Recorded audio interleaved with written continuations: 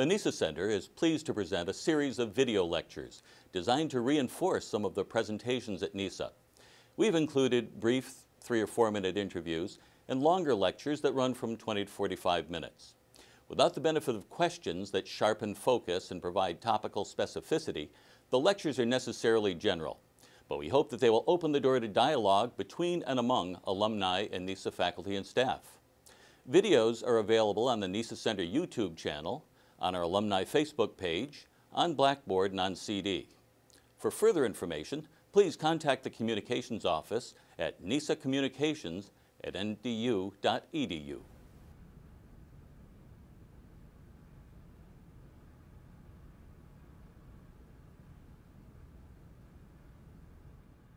Good morning. My name is Larry Velte, and I'm a professor at the Near East South Asia Center for Strategic Studies in Washington, D.C. And as on the faculty of the NESA Center, I look at the Maghreb region of North Africa and also the Mediterranean. I'd like to speak to you today very briefly about terrorism in Northwest Africa, specifically the al-Qaeda in the Islamic Maghreb organization.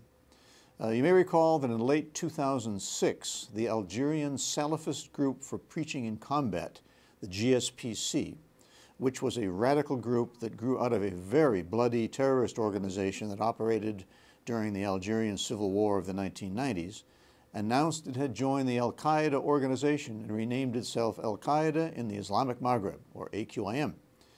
This announcement jolted the counterterrorism community.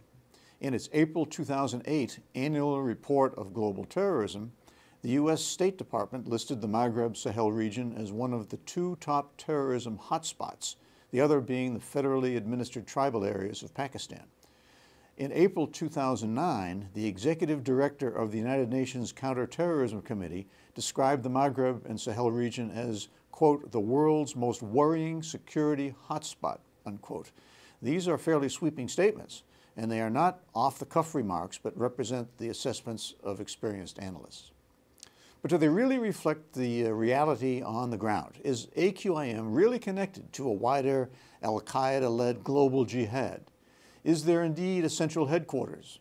Does the real al-Qaeda exercise operational authority and control over AQIM in the Maghreb? Has AQIM adopted al-Qaeda's global jihadist goals and objectives? What is AQIM actually doing out there in the desert? And how will the Arab Spring affect AQIM's operations? These questions are the subject of current debate, and I will try to answer them as best I can. I must point out, however, that the views that I'm giving you today are my own. They do not necessarily reflect the views of the NESA Center or of the Department of Defense or the U.S. government. What's AQIM doing today? What are their activities today in the region? Well, number one, terrorist attacks. Now, these tend to be mostly anti-regime targets in northern Algeria. Most of the attacks against civilians are occurring in northern part of Algeria. Now, there's no question that they have increased in the last year or so, and there is an uptick in AQIM terrorist activities in the north. Also, you may recall, March 2011, there was a remote control bombing of a restaurant in Marrakesh, Morocco, killing a number of French tourists. AQIM is also engaged in criminal activities, narcotics smuggling, kidnapping, smuggling of stolen automobiles, cigarette trafficking, smuggling of other contraband, counterfeiting, virtually anything that will make money, AQIM is involved with in that region. AQIM has also been involved with firefights with local security forces in Mauritania, Mali, and in Niger. And in fact, just this last week, a group attributed to AQIM infiltrated from Algeria into Tunisia and engaged Tunisian security forces with the loss of 7 infiltrators.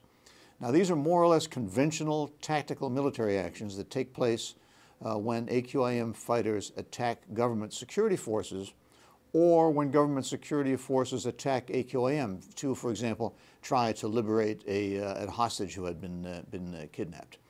AQIM has also been involved in an increased number of activities farther south into the desert and south of the desert. For example, there is credible evidence that AQIM is involved in the activities of a group called Boko Haram in Nigeria. talk more about some of this later, but let's now turn to the question of an AQIM al-Qaeda central connection. Remember, I asked the question in the beginning, is there really an operational connection between AQIM and al-Qaeda central, if you will, in Pakistan or Afghanistan, the al-Qaeda of the late Osama bin Laden? Before we start that discussion, it would be useful to look at al-Qaeda's stated goals in Africa, which tend to be a mixture of the local and the global. Number one, and this is based on al-Qaeda Central's pronouncements on websites and some of their publications. Number one is to liberate African Muslims from apostate regimes. Number two, al-Qaeda is to oppose international, especially Western, peacekeeping efforts in Muslim countries such as Sudan and Somalia. Al-Qaeda means to destabilize oil-producing areas, to harm the global economy. A good example would be the Gulf of Guinea region in West Africa. And finally, Al-Qaeda wants to target governments that have political ties to Western countries. So it is clear that Al-Qaeda Central, if you will, or Big Al-Qaeda, has a motivation to extend its influence to Africa. But how much influence does it really exert over AQIM and other Maghrebi groups? Is there an operational relationship between AQIM and Al-Qaeda Central? Do they help each other? Well, some of these groups in the Maghreb, AQIM, and some splinter groups have adopted some of Al-Qaeda's tactical and operational practices, such as the suicide bomb. And Al-Qaeda in the Islamic Maghreb has claimed responsibility for a number of suicide bomb attacks in Algeria on international and state institutions, including the headquarters of the UN Development Program in Algiers, the Supreme Court of Algeria, and the Algerian Prime Minister's office, as well as foreign interests and foreigners. Improvised explosive devices, a common weapon in Iraq and Afghanistan, are now being used in Algeria, whereas they were rarely seen during the Algerian Civil War, the Red Decade of the 1990s that cost so many lives in Algeria. Suicide bombers in Algeria focused on police recruits in order to discourage army and police recruitment, just as Al-Qaeda did in Iraq. The idea being, if you can discourage people from signing up to the security forces, then that will degrade the ability of the state to secure itself, and the state will eventually fall. It did not happen in Iraq, and it's not going to happen in Algeria. The Maghreb has been the source of a large number of fighters going to Iraq and Afghanistan, which would indicate that AQIM is a sort of personnel replacement station for Al-Qaeda. However, this has dropped off in recent months and years, and AQIM recruits are increasingly remaining in the Sahel region rather than being deployed abroad to fight the Crusaders, which is why many of them joined the movement in the first place. This argues that AQIM may not be a particularly important component anymore of Al-Qaeda's worldwide jihad campaign. It could also reflect the fact that the Al-Qaeda campaign in Iraq and Afghanistan is failing, and it is increasingly focused on destroying other apostate states such as those in the Maghreb and the Sahel. It may also be a personal decision by would-be mujahideen not to fight in a lost cause far away in the East. There certainly is a public relations element that serves both parties. Al-Qaeda, the big Al-Qaeda, is heralding AQIM in Africa as a new front in the global fight for jihad in order to reestablish its credibility as a global actor. And it's going to need to do this even more now that bin Laden is gone, and it has lost certainly some vitality and some vibrancy in its central organization. For its part, AQIM is using Al-Qaeda's global jihad message to establish its religious legitimacy and to appeal to a broader support base. Is there a material relationship between Al-Qaeda in the Islamic Maghreb and Al-Qaeda Central? What resources has AQIM gained from being connected with Al-Qaeda Central? Initially, money changed hands, and Al-Qaeda reportedly gave AQIM several $100,000 as sort of seed money to get the organization moving. But it has become increasingly different for Al-Qaeda and other terrorist groups to move money and material great distances around the world, so this source of funds has apparently dried up. So Maghrebi groups such as AQIM are reverting to the old tried and true methods to make money of smuggling, kidnapping, robbery, and that sort of thing to finance their operations. And we'll talk about that in more detail in a bit. Does the money flow in reverse? Is any of the several million euros received by AQIM as ransom for kidnapped Westerners sent to al-Qaeda Central as tribute or as, for example, dues or that sort of thing? The answer is probably no, due to increasingly tighter controls on transferring of international funds and to AQIM's desire to keep this money within its own organization, which is sort of a natural evolution of how such groups look at financing. Training. Is there a training relationship between al-Qaeda Central and AQIM? As occurred during the anti-Soviet jihad, al-Qaeda operations in Iraq and Afghanistan have provided operational training for Maghrebi recruits. You may recall that a number, especially of Maghrebis, went to Afghanistan to fight the Soviets, and when that jihad succeeded, many came home to take up the fight against their own governments or for other more opportunistic reasons. But now it appears that more and more Maghrebis are staying in the Sahel and not going off to the second iteration of the al-Qaeda jihad, and so they are therefore not receiving this training or the operational experience that would hone their skills. This may be changing as the situation in Libya drags on. However, we can talk about that too in more detail in a bit.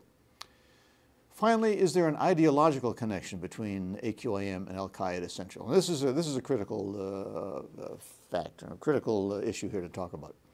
What motivates AQIM and the individuals in it? There would seem to be three schools of thought on the question of political motivation of AQIM organization. The first school of thought, and these are not necessarily mutually exclusive, but the first basic school of thought is that AQIM's allegiance to al-Qaeda and to the UBL, Osama bin Laden sort of model or standard has caused them to fully adopt the global jihad agenda and defend Islam against all threats, real or imagined. And public statements from AQIM on their website and through pronouncements and through videos certainly support this argument that they are fully on board with bin Laden's global jihad. AQIM cites Iraq and Palestine as the cause when it recruits Maghrebi mujahideen and also justifies its attacks on foreigners, a very powerful motivation. AQIM's statement, for example, claiming responsibility for the robbery and murder of 4 French tourists in Mauritania in December 2007 proclaimed, quote, "Here we are, O Gaza." Recall that there were many events going on in Gaza, and it was an outreach to claim Gaza as the mantle for activities against tourists in Mauritania. In February 2008, AQIM kidnapped 2 Austrian tourists in southern Tunisia, and it used as an excuse that it was a warning to Western tourists who, quote, "flood into Tunisia for pleasure at a time when our brothers are being slaughtered in Gaza by the Jews," unquote. They also demanded that Austrian troops withdraw from Afghanistan as the price to release the Austrian hostages. AQIM released an internet statement explaining that British hostage Edwin Dyer was beheaded, quote, "so that he and the British government can taste a very small part of the daily suffering of innocent Muslims at the hands of the coalition of Jews and crusaders from east to west." The December 2009 kidnapping of 2 Italians in Mauritania was justified by the, quote, "crimes of the Berlusconi government in Iraq and Afghanistan." At the beginning of January 2010, AQIM released a recruiting video entitled "Join the Caravan," which lionized bin Laden, al-Zawahiri, al-Zarqawi, al-Libi, and describes the Palestinian cause as the foremost of AQIM's, quote, "holy questions." AQIM statements call for the recovery of Andalusia, the Muslim empire in Spain.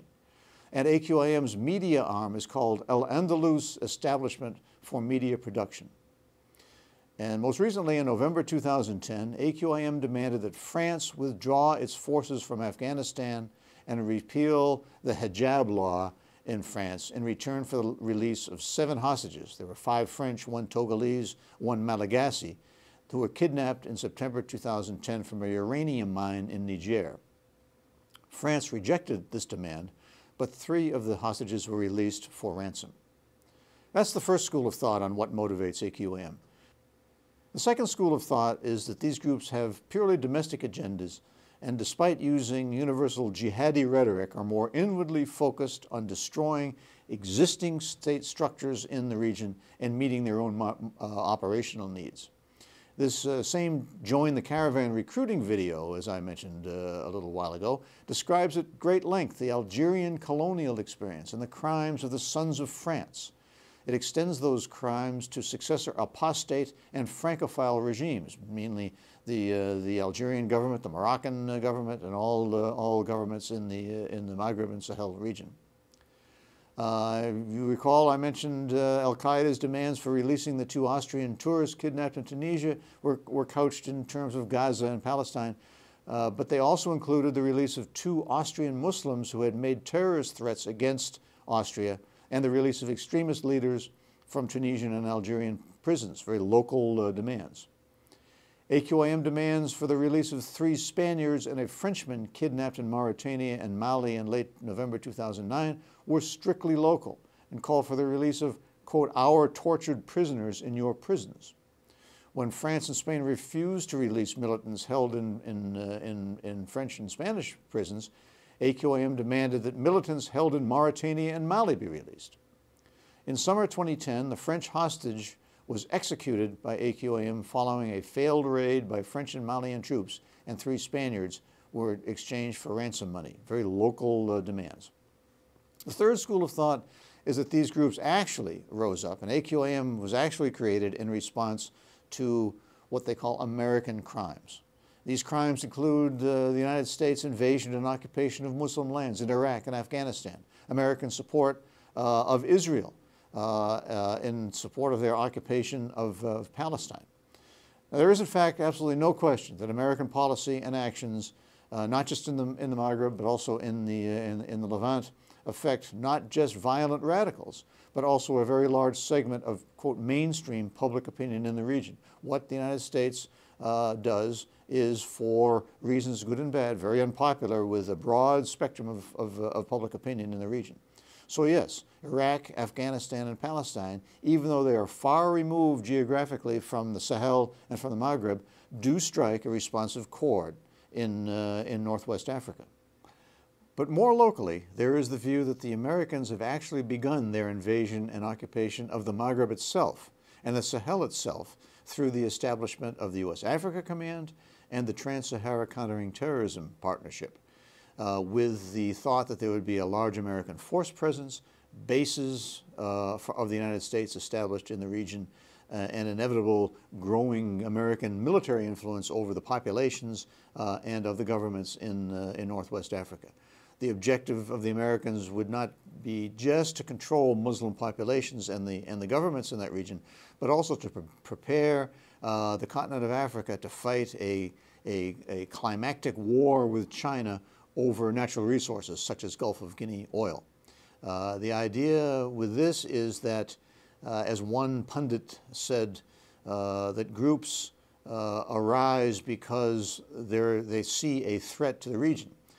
And that the longer you stand there waving a red flag, sooner or later a bull is going to show up. And it blamed the rise of al-Qaeda on the fact that the Americans kept harping on the terrorist threat and how much was at stake there. And finally someone, AQAM, rose to fill that vacuum. Interestingly, however, based on AQAM's own recent statements in their website, there is little evidence that the perceived U.S. military presence, which is extremely small in the Maghreb, serves to attract support for the organization. The rallying cry from AQAM is Iraq, Palestine, Afghanistan, Gaza, as well as toppling apostate regimes. While their statements emphasize their determination to thwart the Crusaders' plots, they have not couched this in terms of, say, resistance to American occupation of Northwest Africa, which is the normal way of expressing things in Palestine, Lebanon, Iraq, and Afghanistan. It's resistance to foreign occupation. we don't see that in AQIM statements and in some of their website pronouncements pertaining to Northwest Africa. Some regional and external commentators have used this argument, but not AQIM itself.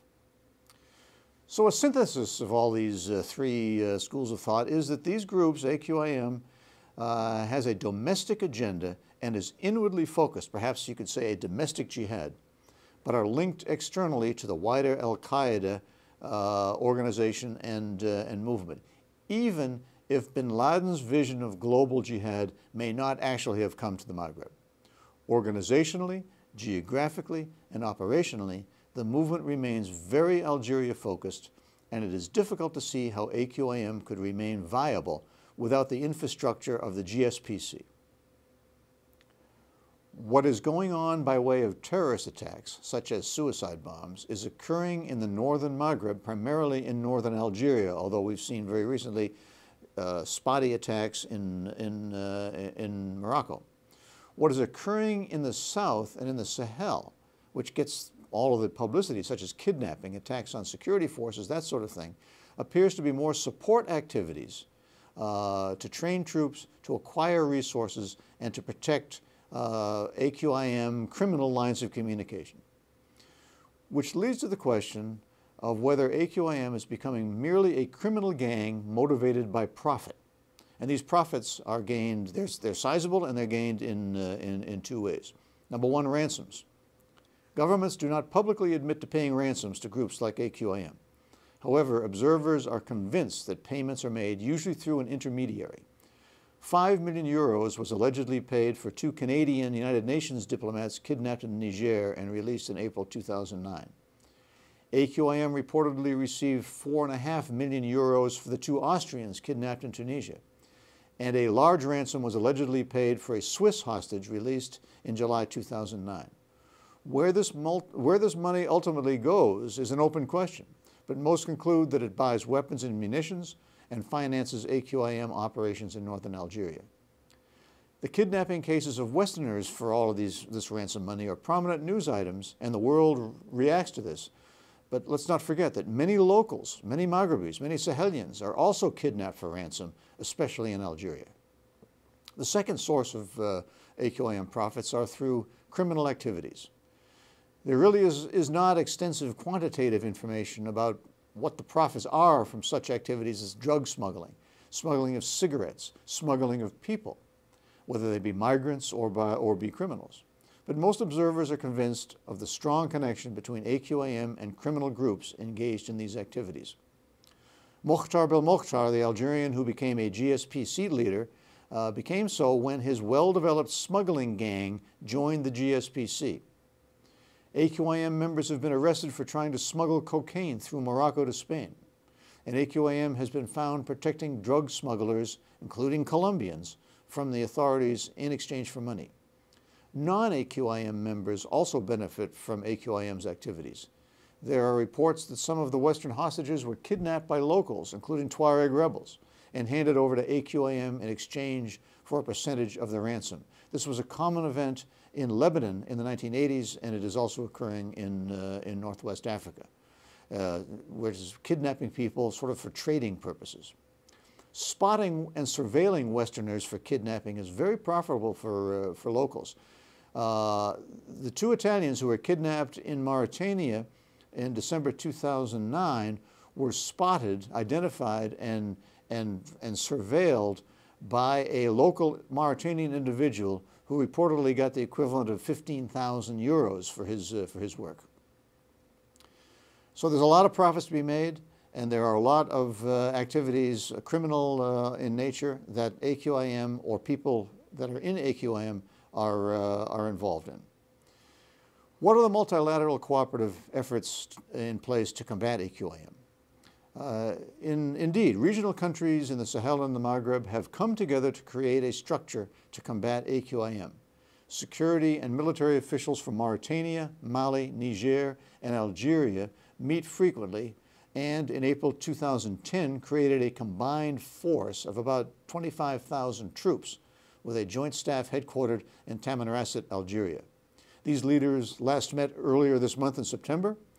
and it is a very good start towards an effective multilateral cooperative effort against AQIM, but it is, in my opinion, unfortunately politicized by the exclusion of Morocco, which is not part of this group, and Morocco is obviously a key regional country with critical capabilities to bring to the fight.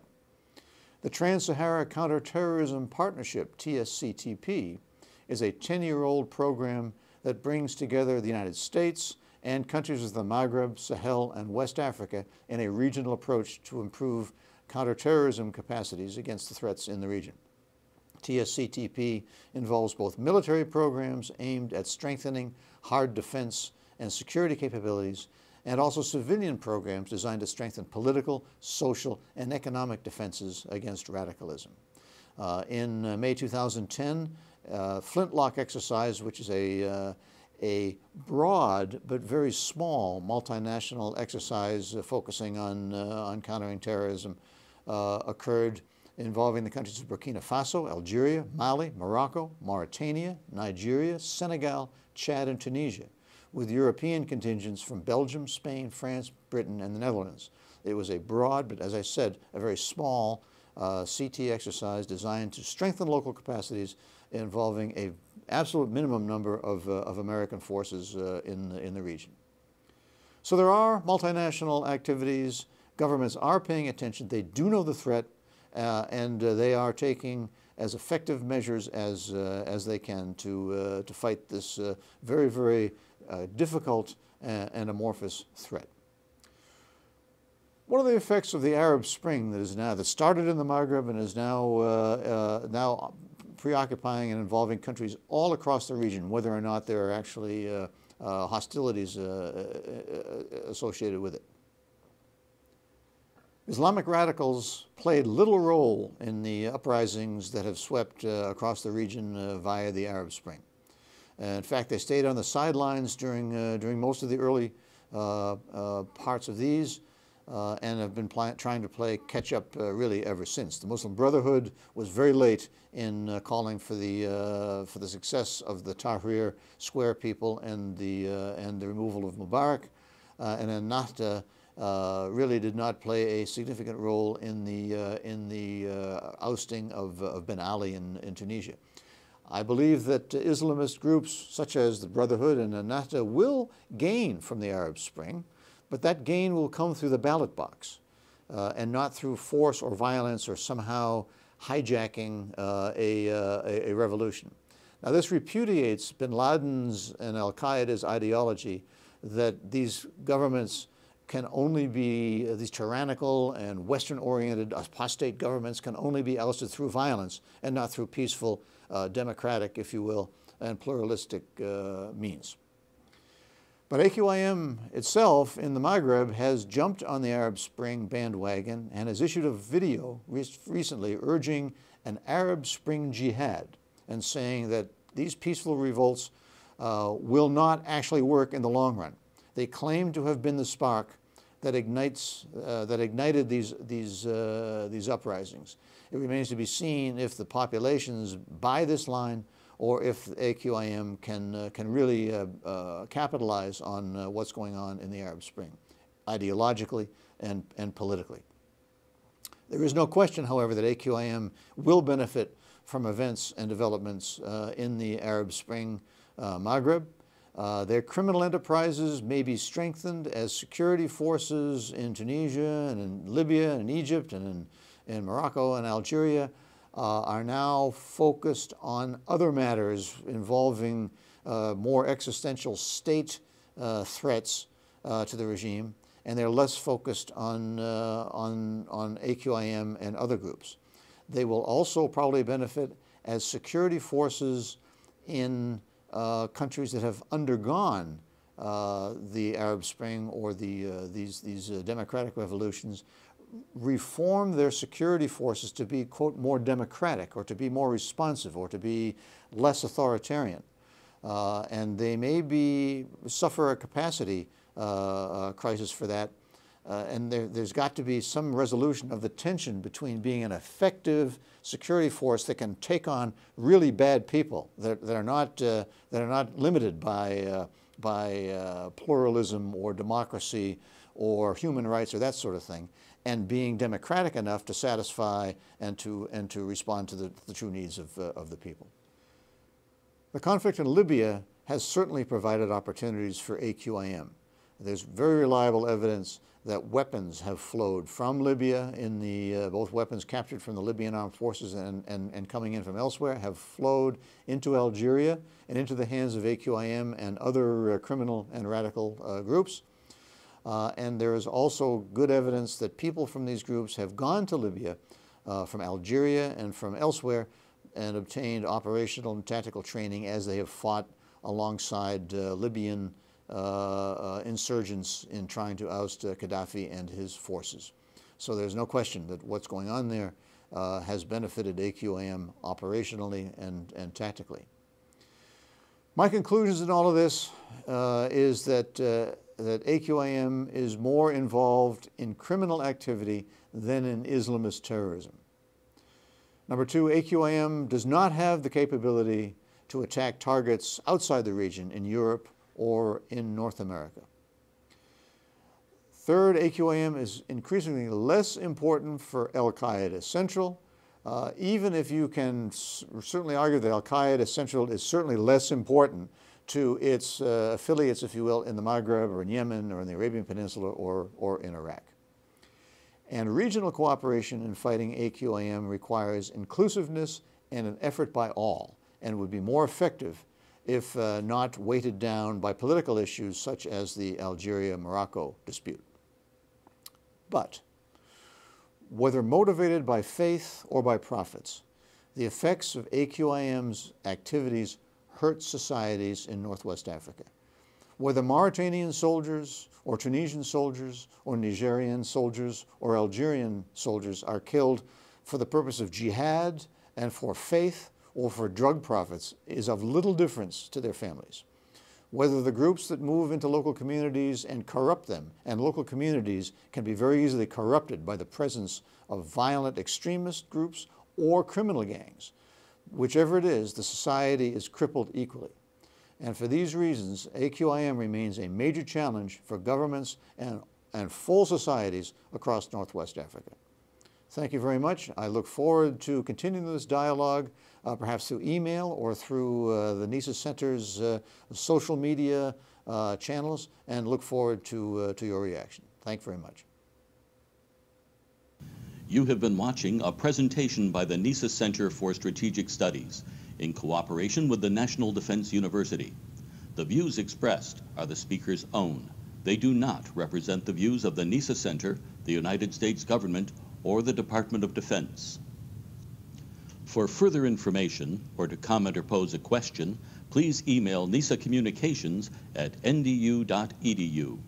Learn more about NESA on our website at nesacenter.org, on YouTube at the NESA Center channel, on Twitter at the NESA Center, or on Facebook, facebook.com/NESA Center.